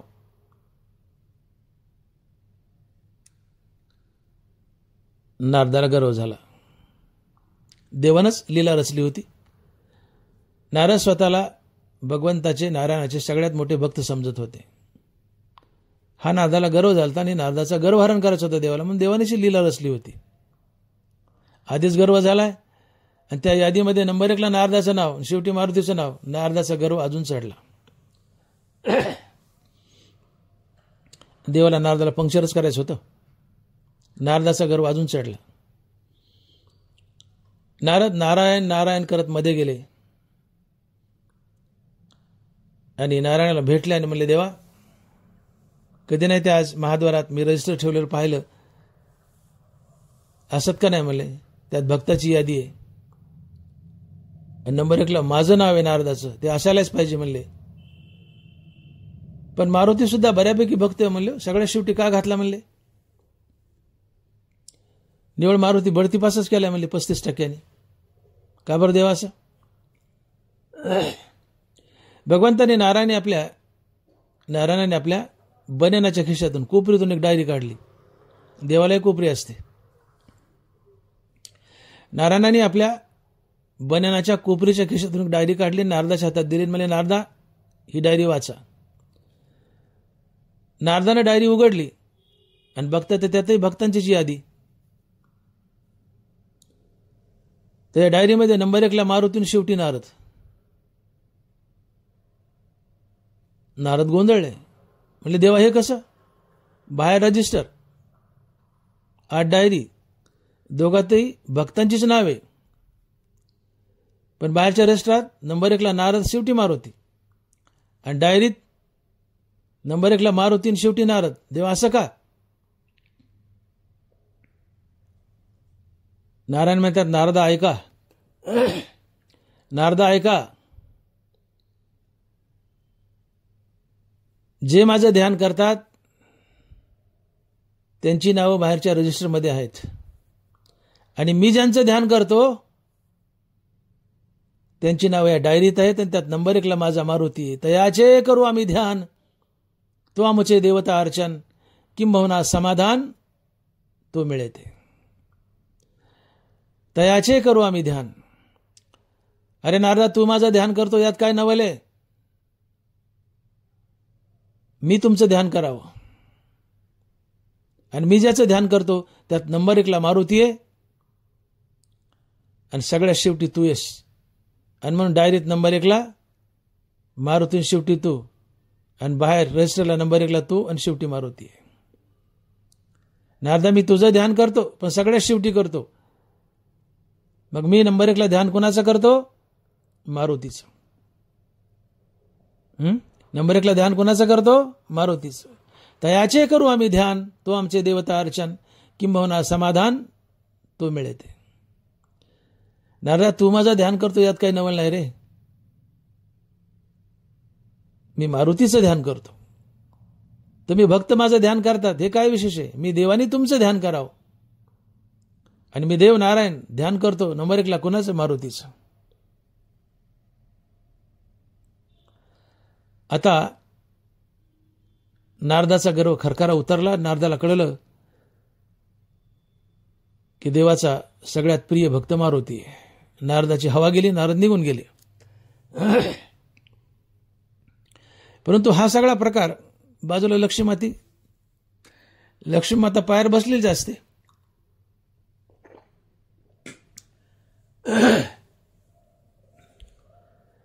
लक्ष्मीमाता हा सगळा प्रकार उघड्या डोळ्याने पाहत होती. नारायण म्हणलं की लक्ष्मी आलीच पायावर. लक्ष्मी हसली,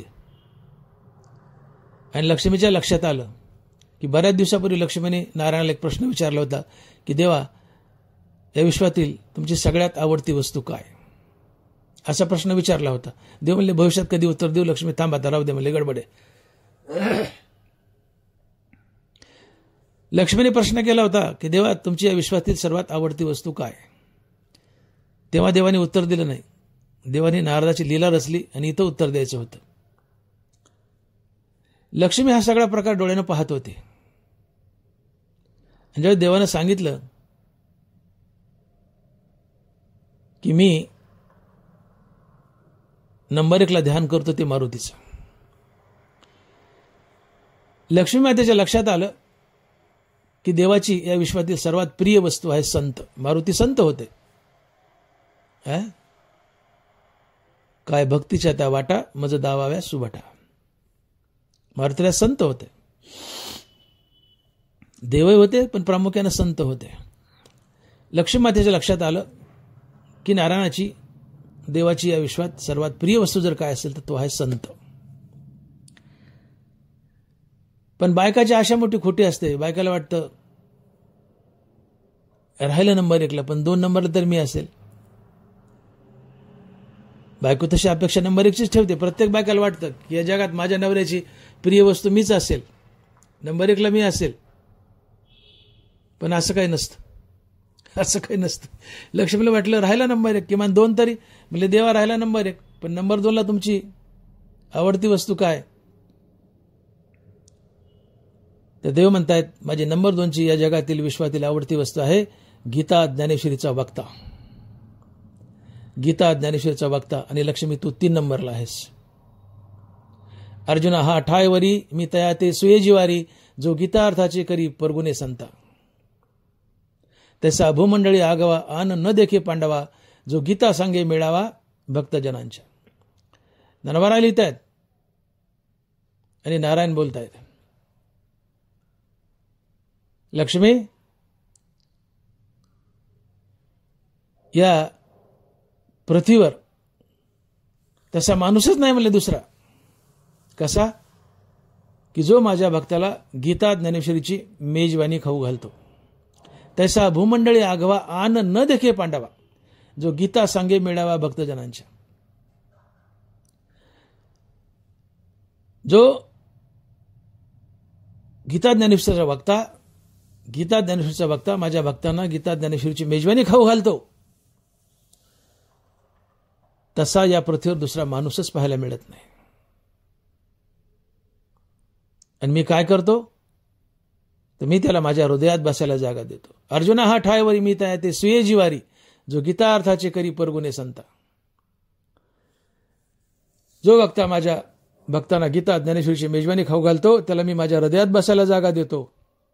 अर्थात तो मला सर्वात प्राणप्रिय असतो. लक्ष्मी मातेची जाग गेली. लक्ष्मी मातेला वाटायचं की या जगातील सगळ्यात प्रिय वस्तू देवाची मी आहे. बायकाच्या आशा मोठ्या खोट्या असतात. बायकाला वाटतं की माझ्या नवऱ्याची सगळ्यात प्रिय वस्तू मीच आहे. पण असेलच असं नाही. देवाने दाखवून दिलं. देवालाही बायको प्रिय नाहीये नंबर 1ला. प्रिय आहे पण नंबर 1ला नाहीये. मग देवाला नंबर 1ची प्रिय वस्तू काय? तर संत आणि गीता ज्ञानेश्वरीचा वक्ता. आणि मग लक्षात ठेवा, जे गीता ज्ञानेश्वरीचे वक्ते आहेत ते भगवंताची नंबर 1ची प्रिय वस्तू आहेत.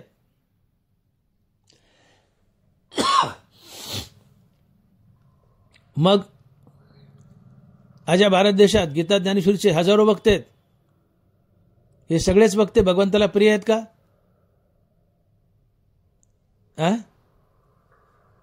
सगळेच वक्ते प्रिय आहेत का? नाही. तर जो वक्ता भगवत प्राप्तीच्या उद्देशाने गीता ज्ञानेश्वरी सांगतो, मला देव भेटावा या उद्देशाने गीता ज्ञानेश्वरी सांगतो, तोच वक्ता भगवंताला प्राणप्रिय आहे. आणि जो वक्ता मला पैसा मिळावा या उद्देशाने गीता ज्ञानेश्वरी सांगतो, तो वक्ता भगवंताला प्राणप्रिय नाहीये. भगवंताला तो वक्ता प्राणप्रिय की जो गीता ज्ञानेश्वरी भगवत प्राप्तीच्या उद्देशाने सांगतो. नरवारा लिहित आहेत, मज ईश्वराचे लोभे हे गीता पडता अक्षोभे जो मंडन होय सबे संतांची. मज ईश्वराचे लोभे हे गीता पडता अक्षोभे. जो गीता ज्ञानेश्वरीचा वक्ता भगवत प्राप्तीच्या उद्देशानेच गीता ज्ञानेश्वरी सांगतो, तो मला प्राणप्रिय आहे. तो माझा सर्वात आवडता आहे. आम्ही गीता ज्ञानेश्वरी सांगतो, फक्त 99% वक्ते गीता ज्ञानेश्वरी पैशाच्या उद्देशाने सांगतायत. जो पैशाच्या प्राप्तीच्या उद्देशाने गीता सांगतो तो वक्ता भगवंताला प्राणप्रिय नाहीये. मग कोणता गीता ज्ञानेश्वरीचा वक्ता भगवंताला प्राणप्रिय आहे? तर मज ईश्वराच्या आणि लोभे गीता पडता अक्षोभे. जो फक्त आणि फक्त ईश्वर प्राप्तीच्या उद्देशानेच गीता ज्ञानेश्वरी सांगतो तो भगवंताचा प्राणप्रिय आहे आणि विश्वातील सर्वात आवडती वस्तू आहे. धर्मराय लिहितात, तैसा सज्जनाच्या मेळापी गीता पद्य रत्न उमपी वर्ष जो माझ्या रूपी हितू ठेवणी. समोर श्रोते सज्जन बसलेत, त्यांच्यावर गीतेचा ज्ञानेश्वरीचा पाऊस पाडतो, परंतु फक्त भगवत प्राप्तीच्या उद्देशाने. तैसा सज्जनाच्या मेळापी गीता पद्य रत्न उमपी वर्ष जो माझ्या रूपी हेतू ठेवणी. वर्ष जो माझ्या रूपी हेतू ठेवणी. जो देवाच्या प्राप्तीचा हेतू ठेवतो आणि समोरच्या श्रोत्यावर गीतेची ज्ञानेश्वरीची उधळण करतो, तो वक्ता या विश्वातील माझी नंबर 1 ची पसंत आहे, नंबर 1 चा आवडता आहे. यावरून आपण समजून घ्या आम्ही कोणत्या दिशेने चाललोय. आम्ही गीता ज्ञानेश्वरीचे वक्ते, आम्ही महाराज लोक कोणत्या दिशेने चाललोय हे ज्याचं त्याने समजून घ्यावं. मौली लिहित आहेत का जन्माचे फळ चकोरा होतू जे चंद्र अंबरा नाना नवघन मयुरा उदित पावे. जन्माचे फळ चकोरा. चकोर पक्षी चंद्राच्या किरणातलं अमृत टिपतो. ज्या दिवशी त्याला हे चंद्राच्या किरणातलं अमृत खायला मिळालं त्या चकोराचा जन्म सफल झाला. तसं तुम्ही गीता ज्ञानेश्वरी सांगा, कीर्तन प्रवचन करा, परंतु फक्त भगवत प्राप्तीच्या उद्देशाने. त्या दिवशी तुमचा जन्म सफल झाला, अन्यथा नाही. अर्थात गीता ज्ञानेश्वरीच्या वक्त्याने गीता ज्ञानेश्वरी फक्त भगवत प्राप्तीच्या उद्देशानेच सांगावी, पैशाच्या प्राप्तीच्या उद्देशाने नाही. आणि मग जो गीता ज्ञानेश्वरीचा वक्ता फक्त भगवत प्राप्तीच्या उद्देशाने गीता ज्ञानेश्वरी सांगतो तो भगवंताची या विश्वातील सर्वात आवडती वस्तू आहे. मग केवळ 5-10 हजार रुपयासाठी आम्ही हा चान्स घालवलोत ना. 10-5 रुपये मिळावेत म्हणून कीर्तन प्रवचन करतो आणि देवापासून दूर जातो. विनामूल्य कीर्तन प्रवचन केलं, भगवत प्राप्तीच्या उद्देशाने कीर्तन प्रवचन केलं तर तुम्ही देवाची सर्वात आवडती आणि प्रिय वस्तू बनता. आणि हा गीता ज्ञानेश्वरी सांगणारा वक्ता देह ठेवला मरण पावला की मुक्त होतो. तैसी भक्ता गीतेसी भेटी करी आदरेसी तो देहापाठी मजसी एकची होय.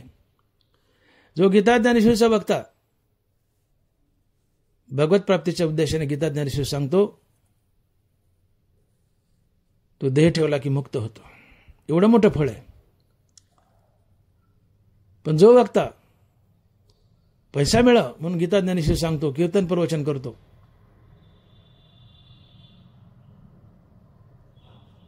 त्याच्यासाठी तुकोबाराय नरक सांगतायत.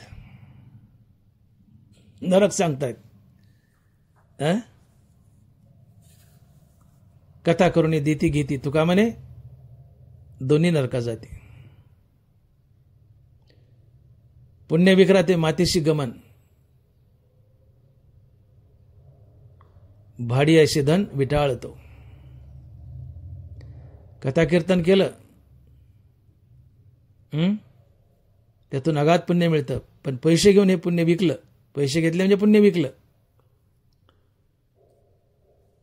तर तुम्ही भाड खाल्ली, त्याचा विटाळ धरा. भाडी ऐसे धन विटाळतो. पुण्य विक्रा मातेशी गमन. कथा कीर्तन केले आणि त्यातून मिळालेला पैसा घेणं म्हणजे आईशी गमन केल्याचं दोष आणि पाप लागते. ती आईची भाड खाल्ल्याचं पाप लागते. त्याचा विटाळ धरा. कथा करुणी देती घेती तया अधोगती नरकवास. कीर्तन प्रवचन करून पैसा घेतला त्याची अधोगती होते, तो नरकाला जातो. कथा करुणी देती घेती तया अधोगती नरकवास. कीर्तन प्रवचन करून पैसे घेतात ते देवाचे प्रिय तर होत नाहीत, उलट नरकाला जातात. आणि मग कथा कीर्तन करून जे पैसे घेत नाहीत, फक्त ईश्वर प्राप्तीच्या उद्देशानेच कथा कीर्तन करतात, तो देवाचा प्रिय असतो आणि विश्वातली देवाची सगळ्यात आवडती वस्तू असतो. आणि म्हणून मद ईश्वराचे लोभे गीता पडता अक्षोभे, तो मंडन होय सभे संतांची. फक्त ईश्वर प्राप्तीच्या उद्देशाने गीता सांगितली,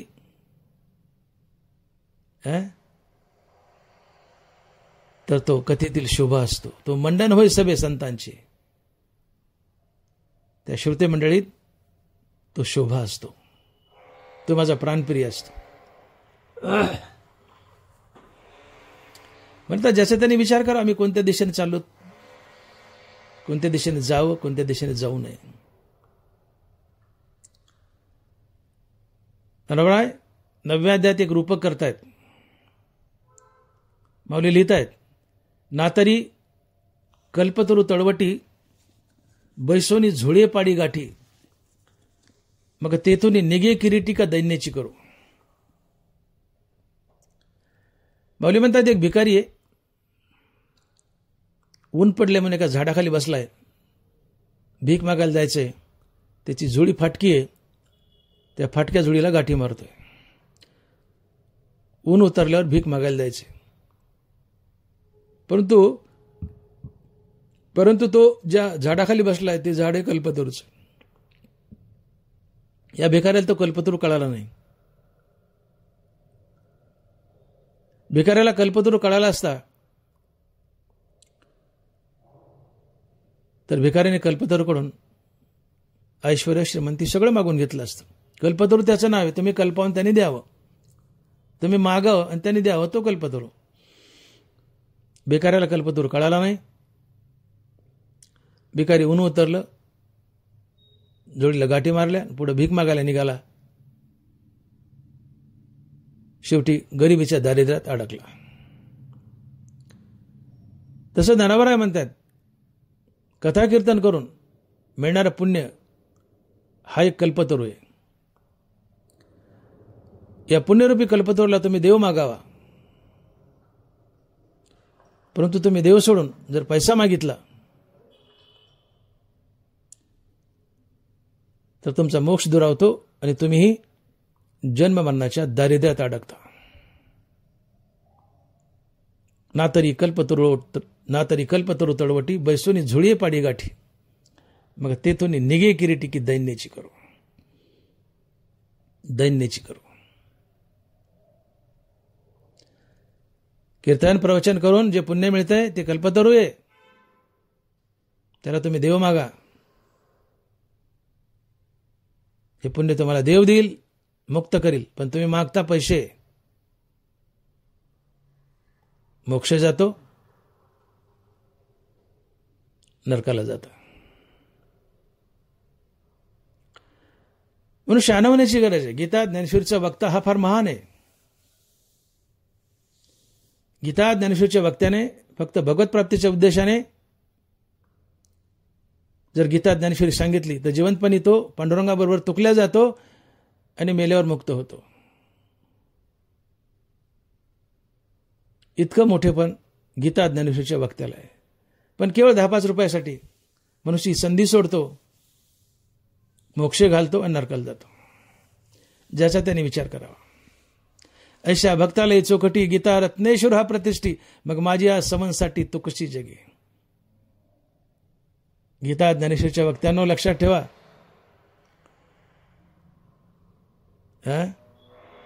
भगवत प्राप्तीच्या उद्देशाने गीता ज्ञानेश्वरी सांगितली तर जिवंत असताना तुम्ही पांडुरंगाबरोबर तुकल्या जाता आणि मेल्यावर मुक्ती मिळते. एवढी मोठी संधी दौडू नका 10-5 रुपयासाठी. आम्हाला शहाणा होण्याची गरज आहे. भगवंत म्हणतायत ही गीता ज्ञानेश्वरी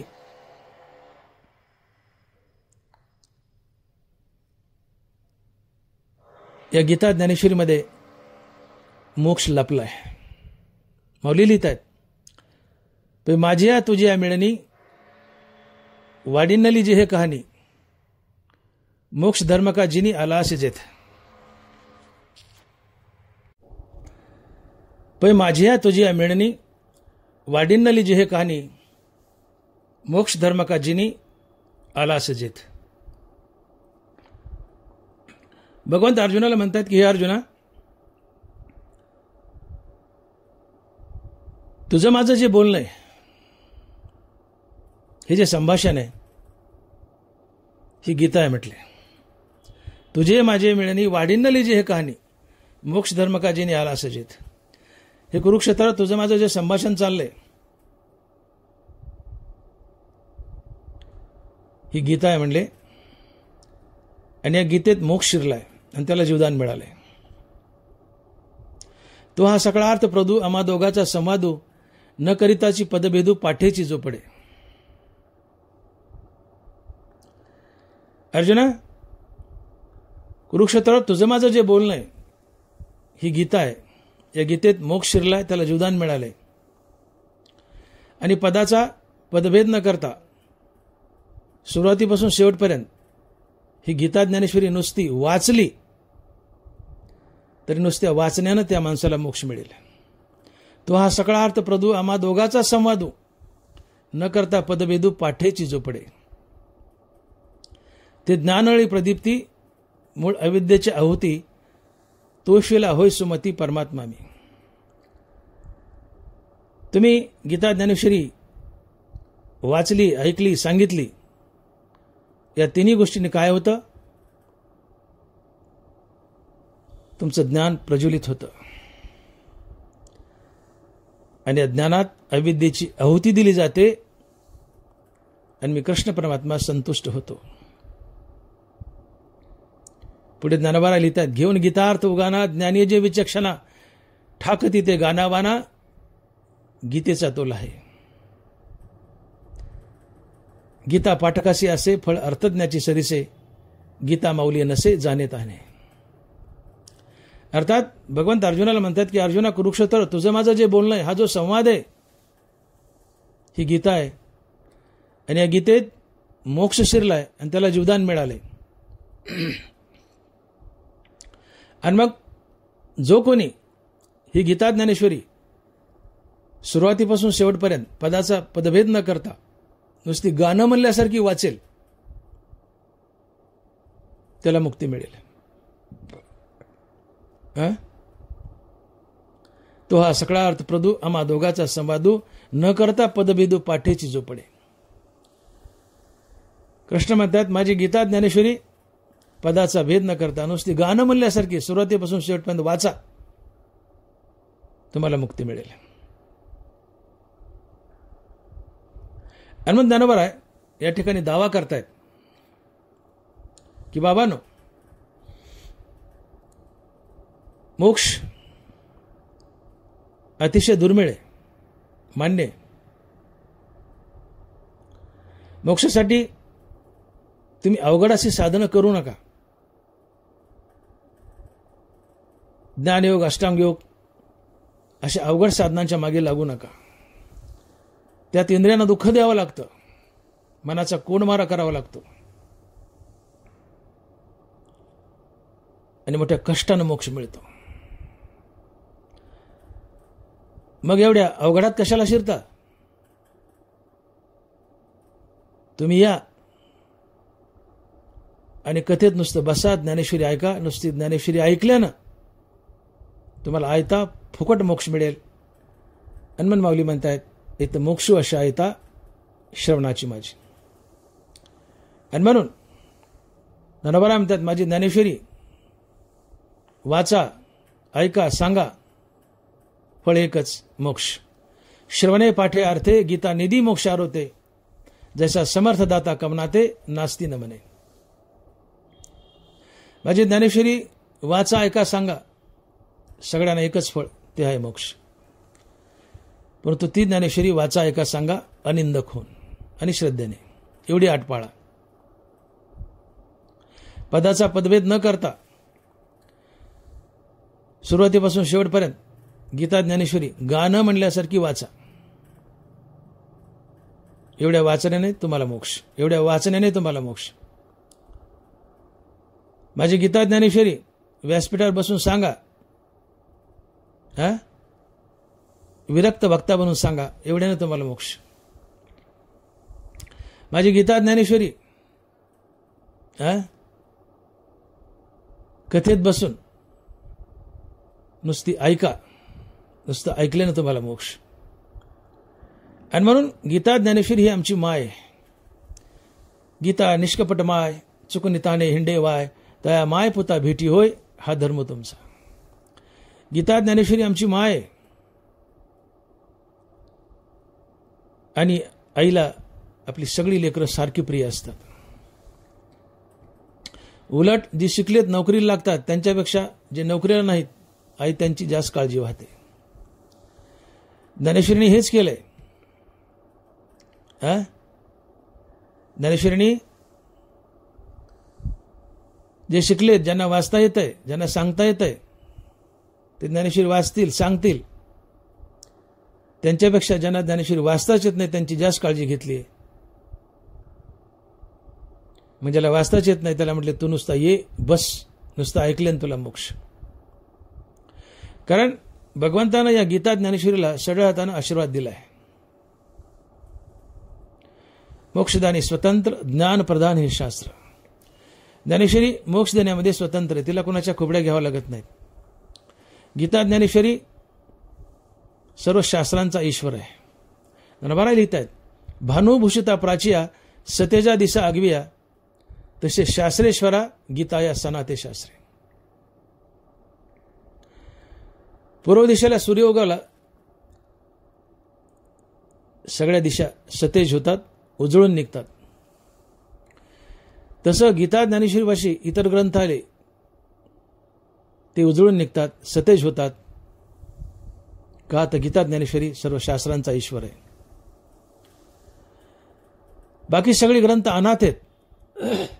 जेव्हा ते ज्ञानेश्वरीपाशी येतील तेव्हा ते सनात होतात. तसे शास्त्रेश्वरा गीता या सनाते शास्त्रे. सगळे ग्रंथ अनाथ आहेत, जेव्हा ते गीता ज्ञानेश्वरीपाशी येतात तेव्हा ते सनात होतात. अर्थात इतर ग्रंथांना मोक्ष देण्यासाठी ज्ञानेश्वरीची मदत घ्यावी लागते, ज्ञानेश्वरीच्या खोबड्या घ्याव्या लागतात. पण ज्ञानेश्वरीला मोक्षासाठी कोणाच्या खोबड्या घ्यायची गरज नाही. मोक्ष देण्यामध्ये ज्ञानेश्वरी स्वतंत्र आहे. आणि मग ज्ञानबारा लिहितात की मोक्षदानी स्वतंत्र, ज्ञान प्रदान हे शास्त्र. गीता ज्ञानेश्वरी सगळ्या शास्त्रांचा ईश्वर आहे. आणि इतर शास्त्र गीता ज्ञानेश्वरीजवळ आल्यावर सनात होतात, अन्यथा ती अनाथ आहेत.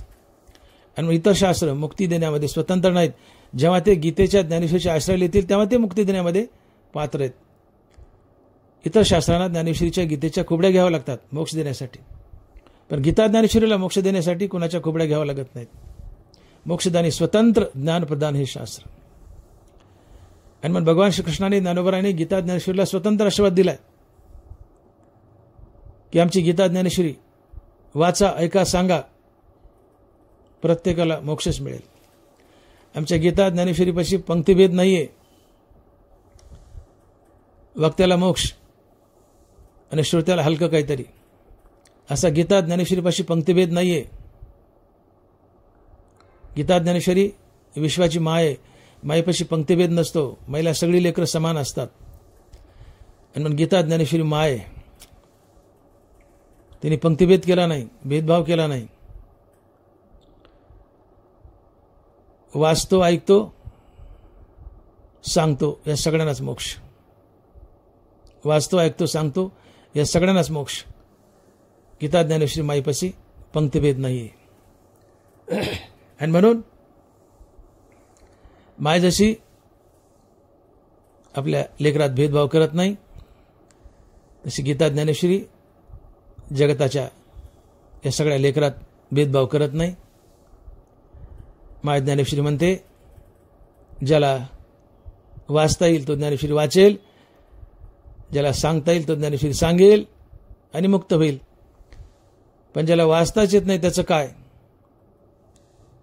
तर माय ज्ञानेश्वरी म्हणते, तुला वाचता येत नाही ना, तू ये आणि नुसतं कथेत बस आणि ज्ञानेश्वरी ऐक, तुलाही मोक्ष. आणि तो फुकटात आणि आयता, आणि म्हणून येतं मोक्ष असे आयता श्रवणाची माझी. त्याचा मनाचा मारू न करिता आणि इंद्रिया दुःख न देता येतं मोक्ष असे आयता श्रवणाची माझी. पुंडलिक वरदे हरी विठ्ठल. श्री ज्ञानदेव तुकाराम गोपाल कृष्ण भगवान की जय. मौली ज्ञानेश्वर महाराज की जय. जगद्गुरु तुकाराम महाराज की जय. विठ्ठला विठ्ठला विठ्ठला विठ्ठला विठ्ठला.